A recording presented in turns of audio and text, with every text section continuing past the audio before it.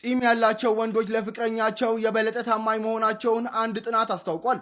ታዲያ የጥናት እንደሚለው የወንዶች ጺም ከውበት በላይ የሆነም ትርጉም ያለው እንደሆነና በዚህ ጥናት ላይ የተሳተፉ ወንዶች ጺም ያላቸው ጺም ከሌላቸው ወንዶች ጋር ሲወዳደሩ ለፍቅር አጋራቸው የበለጠ ታማኝ፣ የተረጋጉና ለረጅም ጊዜ ግንኙነት ዝግጁ እንደሆነም ይገልጻል።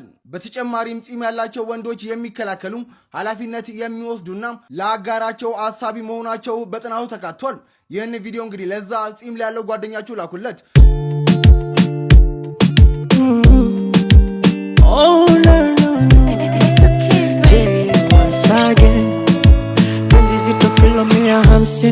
Vile napata utaniambia nini?